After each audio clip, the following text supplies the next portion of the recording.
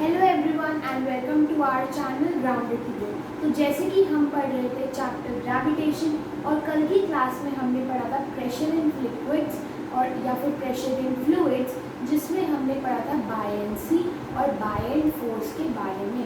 Basically हमने ये पढ़ा था कि जो फ्लूइड्स होते हैं वो एक अपवर्ड फोर्स लगाते हैं ऑब्जेक्ट पे and that upward force is referred to as upthrust और buoyant force, and that is referred to as, or that tendency of the fluids to move an object or to apply or to exert an upward force is referred to as buoyancy. Now basically buoyancy जो हमने पढ़ा था कि basically किसी भी fluid की tendency किसी भी ऑब्जेक्ट पे अपवर्ड फोर्स लगाने की, उसी से रिलेटेड हम एक टॉपिक करने वाले हैं, that is Archimedes principal. Basically हमने ये देखा था कि जो हमने पढ़ा था कि there are two factors that affect the buoyant force, यानी कि जो बायंट फोर्स है वो हर एक सिचुएशन में सेम नहीं होता है, it depends from situation to situation. तो यानी कि एक सिचुएशन में कुछ अमाउंट का बायंट फोर्स होगा, दूसरी सिचुएशन में कुछ अदर अमाउंट का या मैग्नीट्यूड का बायंट फोर्स होगा। नाउ इसी मैग्नीट्यूड ऑफ बायंट फोर्स को कैलकुलेट करने के लिए बनाया गया है आर्किमिडीज प्रिंसिपल। यानी कि अगर हमें किसी सॉलिड को किसी फ्लूइड में डालते हैं तो जो फ्लूइड है वो उस पर कितना बायंट फोर्स लगाएगा उसको निकालने के लिए या फिर उसके मैग्नीट्यूड को निकालने के लिए we have the principle that is Archimedes principle. So what is the main objective of Archimedes principle? To know or to help us to know the magnitude of the buoyant force. Now basically अब हमने देखा कि Archimedes principle किस लिए buoyant force में magnitude पता करने के लिए। अब हमें ये जानना है कि एक्चुअल में हम buoyant force का magnitude निकालेंगे कैसे। Archimedes principle में आखिर ऐसी क्या चीज़ है जिसकी वजह से हम buoyant force का magnitude निकाल सकते हैं। तो चलिए देखते हैं कि आखिर जो आर्किमिडीज प्रिंसिपल है वो हमें क्या फॉर्मूला देता है बायंट फोर्स को निकालने के लिए। तो आर्किमिडीज प्रिंसिपल ने हमें ये कहा कि द अपथ्रस्ट और the buoyant force that acts on an object it is equal to the weight of the liquid और the fluid that is displaced by the object. तो यानी कि अगर हमें बायंट फोर्स का मैग्नीट्यूड निकालना है या फिर जो अपथ्रस्ट एक ऑब्जेक्ट पे किसी फ्लूइड की वजह से अप्लाई होता है, एक्सर्ट होता है, अगर हमें वो निकालना है तो वो किसके इक्वल होगा, the weight of the liquid और the fluid which is displaced by the object. यानी कि जब हम उस ऑब्जेक्ट को उस फ्लूइड में, उस लिक्विड में या गैस में डालेंगे तो उसकी वजह से कितना डिस्प्लेसमेंट होगा। So the weight of liquid that is displaced by the object. अगर हम उस वेट को निकालेंगे then that is the magnitude of the buoyant force that is acting on that object. तो ये कहता है हमारा आर्किमिडीज प्रिंसिपल, यानी कि जब हम एक ऑब्जेक्ट को या तो फुली या फिर पार्शियली, आइदर फुली और पार्शियली किसी भी फ्लूइड में इमर्स करते हैं तो उस केस में जब हमें बायंट फोर्स का मैग्नीट्यूड निकालना है तो हम कौन सा फॉर्मूला लगाएंगे, द अपथ्रस्ट और the buoyant force that acts on that object it will be equal to the weight of the liquid और the fluid that is displaced when you immerse that object into the fluid. तो ये है हमारा Archimedes principal.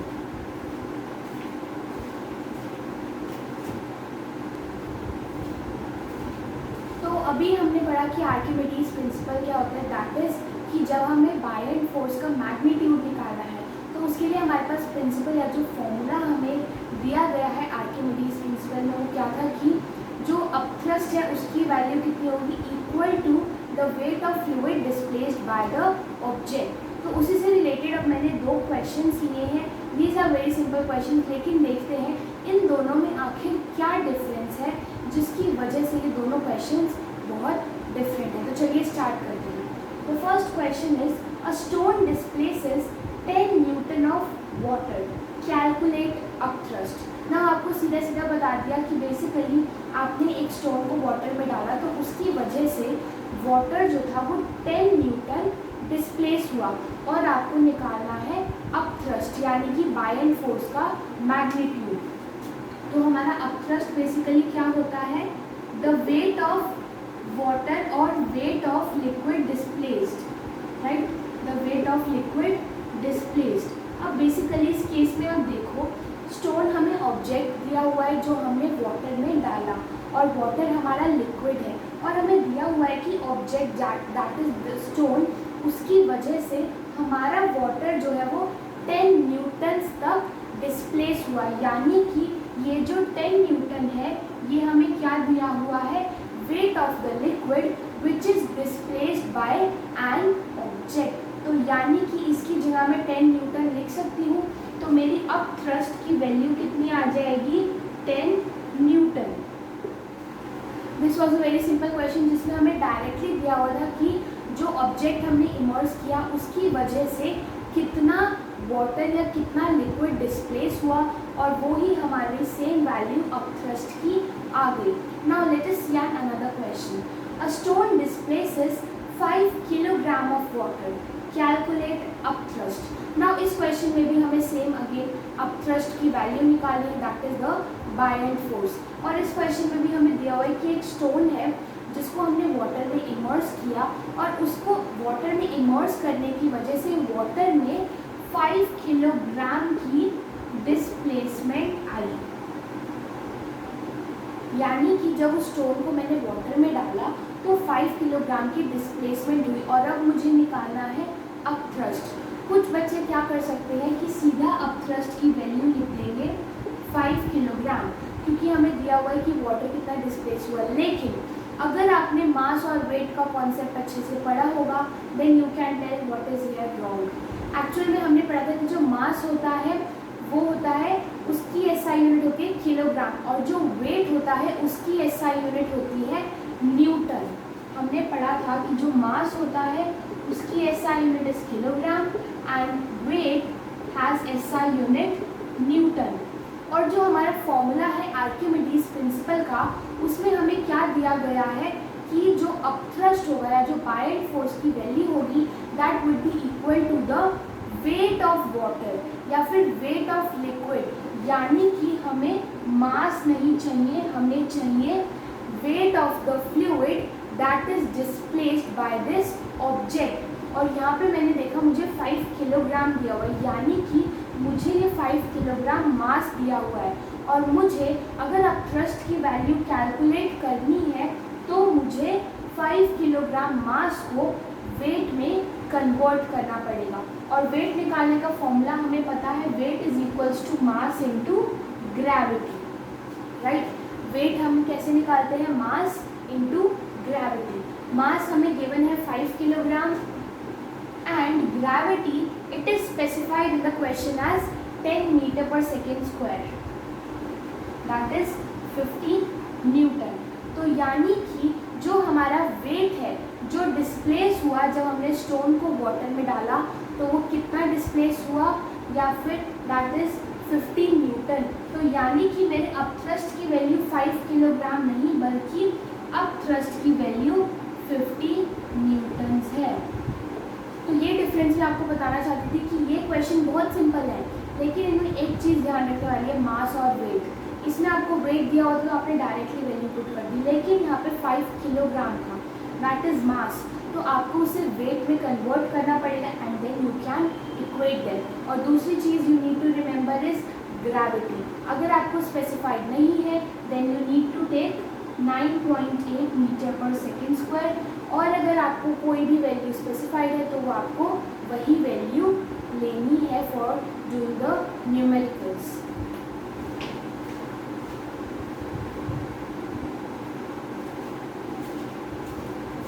तो अभी हमने पढ़ा Archimedes principal के बारे में। Now the next topic that we are going to study is why objects float और सिंक इन लिक्विड।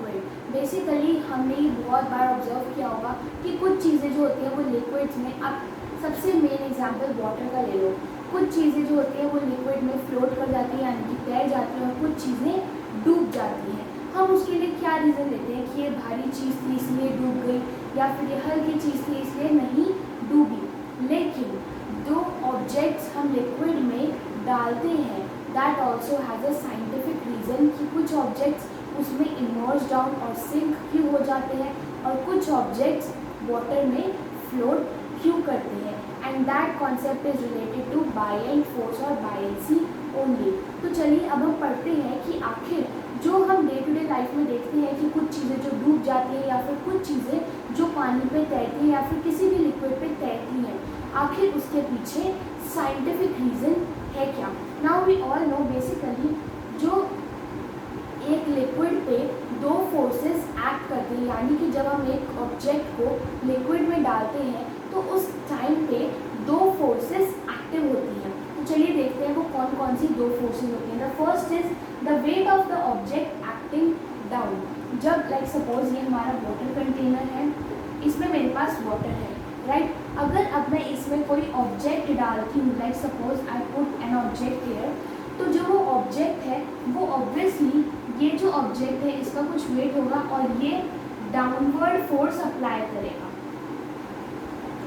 राइट। यानी कि जब मैं किसी लिक्विड में एक सॉलिड ऑब्जेक्ट को डालूंगी तो वो सॉलिड ऑब्जेक्ट वाटर पे डाउनवर्ड फोर्स या फिर डाउनवर्ड वेट लगाएगा और उसके रिएक्शन में जो मेरा वाटर है या जो मेरा फ्लूइड है वो अपवर्ड फोर्स लगाएगा, that is the buoyant force. तो यानी कि जब भी हम किसी लिक्विड में किसी ऑब्जेक्ट को डालेंगे तो दो फोर्सेस एक्टिव होंगी। द फर्स्ट वन इज जो ऑब्जेक्ट हमने डाला है वो फोर्स लगाएगा, that is in the downward direction, यानी कि जो मेरा ऑब्जेक्ट है वो डाउनवर्ड डायरेक्शन में फोर्स लगाएगा।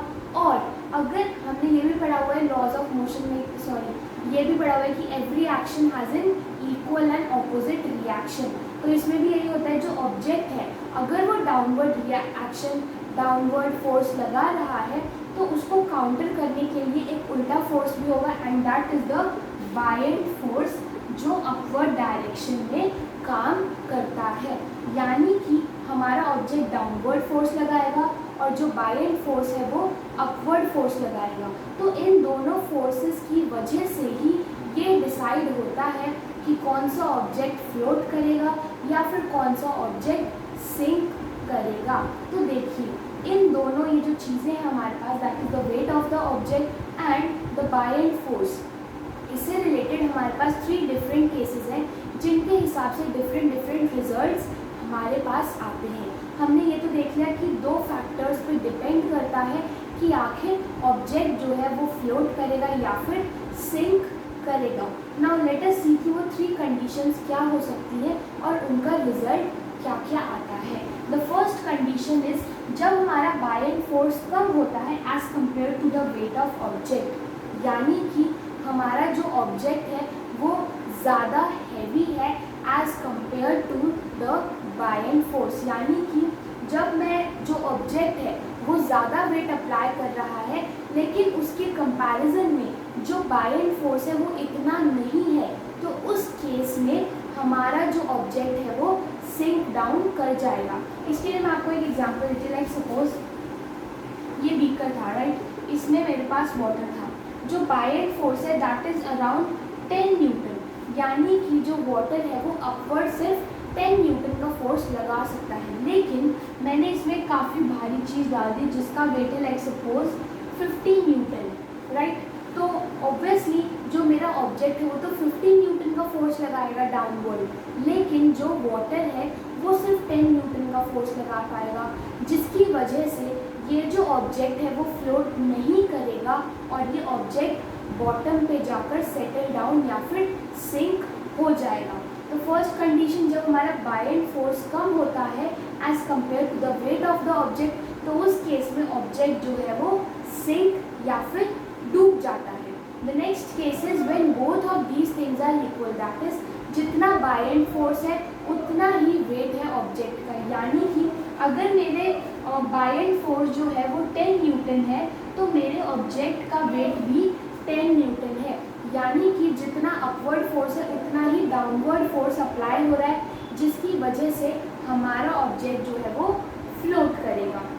नाउ द थर्ड केस, अब हमने इसमें लिया है कि बायएंट फोर्स ज़्यादा है as compare to the weight, यानी कि अगर मेरा जो बायएंट फोर्स है वो 10 न्यूटन है तो लाइक सपोज मेरा जो वेट ऑफ द ऑब्जेक्ट है दैट इज 5 न्यूटन, इस केस में क्या हो रहा है कि डाउनवर्ड फोर्स कम लग रहा है और अपवर्ड फोर्स ज़्यादा लग रहा है, जिसकी वजह से हमारा जो ऑब्जेक्ट है पहले तो वो पानी से बाहर आ जाएगा, that is it will rise out of the liquid and then it will float. तो इस कंडीशन में क्या होगा, firstly the object will rise and then float. तो ये था साइंटिफिक रीज़न कि कैसे ऑब्जेक्ट्स जो है वो फ्लोट या फिर सिंक करते हैं लिक्विड में। दो फैक्टर्स पे डिपेंड करते हैं, वेट ऑफ द ऑब्जेक्ट और बायएंड फोर्स, जिसके 3 डिफरेंट केसेस हो सकते हैं। फर्स्ट, जब बायएंड फोर्स कम होता है as compare to the weight of the object, तो उस केस में ऑब्जेक्ट सिंक या फिर डूब जाएगा। सेकेंड है, जब दोनों इक्वल होते हैं तो उस केस में ऑब्जेक्ट फ्लोट करेगा। And the third one is जब बायएंड फोर्स ज़्यादा है as compare to the weight, तो उस केस में जो ऑब्जेक्ट है पहले तो वो पानी से बाहर आ जाएगा, that is it will rise out of the water and then it will start floating.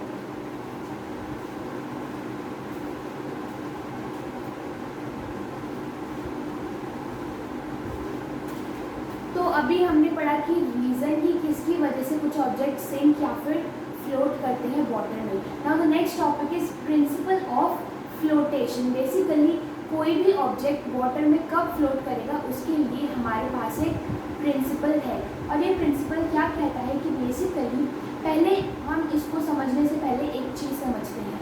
हमने पढ़ा था कि ऑब्जेक्ट जो है वो नॉर्मल फ्लोट कब करेगा, जब हमारा बायएंड फोर्स इक्वल होगा वेट ऑफ द ऑब्जेक्ट के, यानी कि जितना हमारा ऑब्जेक्ट का वेट है और जितना जो लिक्विड है वो फोर्स अपवर्ड फोर्स लगा रही है, जब ये दोनों इक्वल होंगे तो उस केस में हमारा ऑब्जेक्ट फ्लोट करेगा।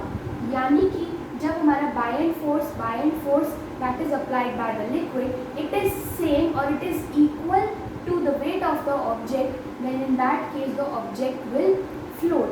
और इसी में अगर मैं आर्किमिडीज प्रिंसिपल लगाऊं, आर्किमिडीज प्रिंसिपल क्या कहते हैं कि buoyant force is equal to the weight of liquid displaced by the object, that is weight of liquid displaced by object, right. ये मैंने पढ़ा इस पिछले टॉपिक में कि जो हमारा रीज़न है कि क्यों ऑब्जेक्ट्स फ्लोट करते हैं, जब हमारा buoyant force weight of the object के इक्वल होता है।